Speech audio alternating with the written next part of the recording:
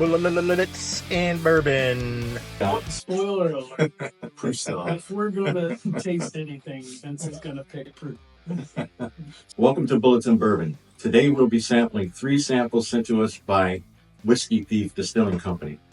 Today we have bottles 1, 2, and 3, each having their own characteristics. Bottle 1 is a 6-year-old whiskey which has a mash bill of 75% corn, 15% rye, and 10% barley, coming in at a 121.2 proof. Bottle 2 is a 7-year-old whiskey which is a blend of 69% corn, 10% rye, and 21% barley at a proof of 120. Bottle 3 is a 6-year-old rye having a mash bill of 75% corn, 95% rye, and 10% barley, finishing at 126.2 proof. Myself and Joe here went over to Whiskey Thief during the Kentucky Bourbon Festival, and we got this bottle at their distillery. This bottle was bottled by us, and it's a very good tasting whiskey we sampled. So let's get into the wine tasting for this sample.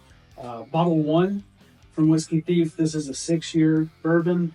This is the highest rye content that we're going to drink today, or highest corn content that we'll drink today at 75%. And this one's going to come in at 121.2 proof. There you go.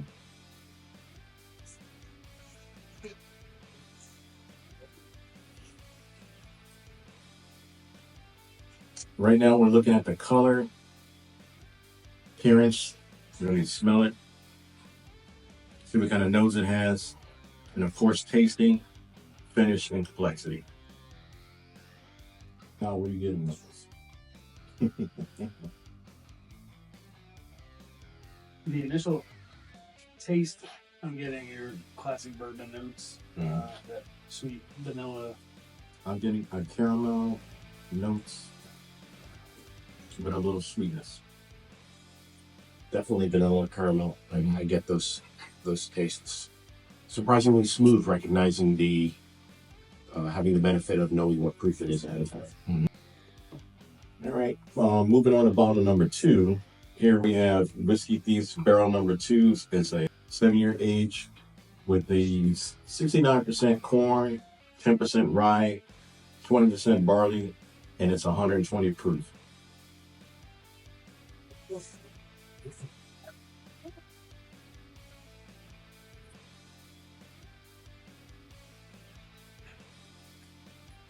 Again, we're checking the color, nosing, and tasting. I'm tasting similar notes to the first model, however, it's a little sweeter to me. Yes, definitely sweeter. Yeah. How do you feel about that? I haven't tasted it yet. But the legs are nice, and the initial nose is not harsh. It's got a good sweet nose to it. Mm-hmm. Yeah, I find that the taste actually follows the nose. It's definitely a sweeter, smoother. And I do think this is the oldest one we're tasting today. Yeah. 7 years. Yeah, that makes a big difference on that.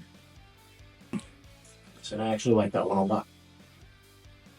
I'm only giving it 9s because if I give it 10, and the next one's better, I'll know where to go. You can rank block 11 right side. So this is going to be a 6-year rye. It's going to be 95% rye, 5% barley, with a proofing of 126.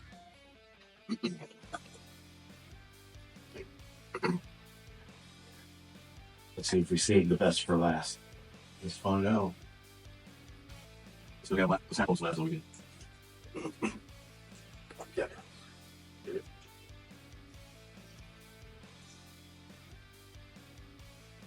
Appearance is slightly, to me, darker. It just appears to be darker. I think it's the darkest of the 3. Yeah. Legs are good. Legs are good on all of them. Yeah.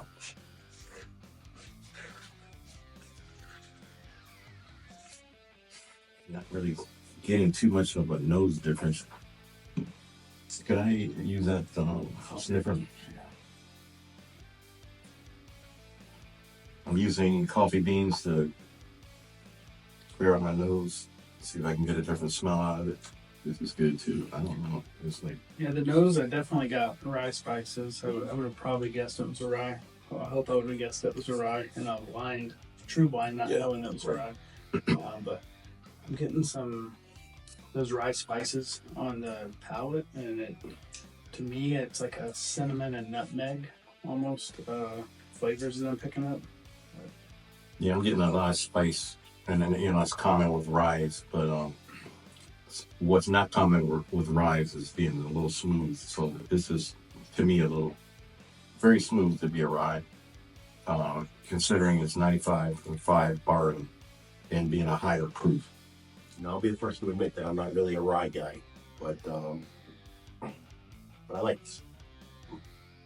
This is definitely. I can see, the attributes you guys are speaking about, the spices as well as for a rye being somewhat smooth. I like a sweeter, smoother bourbon, and that's typically not what you get from a rye. But every now and then, rye surfaces that be comfortable drinking, and may even choose it over some bourbons every now and then. And this appears to be one of them. So, great job, Whiskey Thief. I think it's a testament to what we saw in the visit, which was, a smaller, more boutique distillery that really spends all of their time on the craft itself, and that was what we got from the experience, and I think it's represented in each of the 3 barrels that we're tasting today. And going back to what you were saying, Joe, is our visit to Whiskey Thief was very, very good. We've been to many different distilleries throughout Kentucky and Tennessee and the various other states. The uniqueness of this actually visit was good because it was a hands-on, and the people there were friendly, knowledgeable, allowed us to use the Whiskey Thief itself to draw whiskey from their barrels. And we tasted 7 different barrels. I think it was out there. We tasted all 7. Joe ended up buying a bottle. I bought a bottle. So it's one of those experiences that I strongly encourage you to go out and visit. Absolutely. Say, try clearing your nose, and then going back to number 2. Yeah, if you just had 3 again. Are you guys done grading 3? I may change my grades depending on this going back through thing. Would you say go back to what, 2? I like going back to 2. I think to me it accented the sweetness of 1 even more because of the spiciness of 3. Yeah. Number 2 after 1 would already warmed us up in that bourbon taste. But then I went back to 3 just now, went back to 1, and it did the same thing. That more traditional sweet bourbon taste of 1 and 2 got stronger. Overall, I think all 3 are all hits. It's just a different level of what you prefer. And tasting all 3 of these, the rye kind of comes out, even though it's in a different category. I'm really digging that rye right there. Mm-hmm. That's going to be a hitter for me. Yeah, you're right with the number 2 is a different taste when you go back to it. Mm-hmm. And different in what way?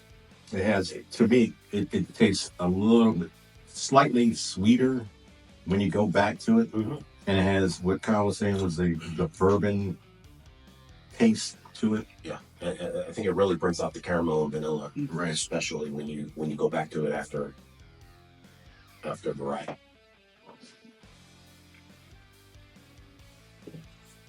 All right, I think for me, after going through them one time, letting them sit for a few minutes, going back through in different orders, clearing my palate, clearing my nose, my taste buds each time.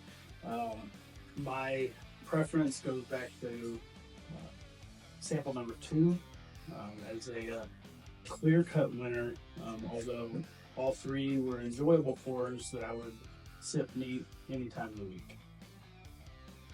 For me, barrel number 3, which is the rye, that really doesn't fall into the same categories. I like the rye better because it had a very pronounced spice to it. It had the sweetness of corn, even though it did not have any corn in it. And the proofing was the highest of the three here, and I've been known to be the Spoiler alert. Proof still. If we're gonna taste anything, Vince is gonna pick proof. So that's one of my criteria, is it had to have good proof, and it has all of it. So for my number one on this would be the barrel number 3. Just for the record, you picked the rye as your number one. Yes. Okay. Yeah. All right. I am with Kyle. Barrel number 2. The vanilla, the caramel, the nose is just a nice sipping whiskey for any occasion, and it hits all the marks that I'm looking for in a in a good whiskey that you can sip, any time of the day or night. Excellent job, whiskey. By far my favorite. From Bullets and Bourbon, we'd like to thank Whiskey Thief for sending these lovely samples. In particular, Hannah has been a great help, and we've been coordinating with her. And during our visit, we got this bottle from David Stellings, who is one of the tour guides there. Excellent guy. I believe he's a veteran as well. And we got this bottle from him along with another bottle. But thank you again, Whiskey Thief. We hope to see you in the state of Florida and on our shelves soon.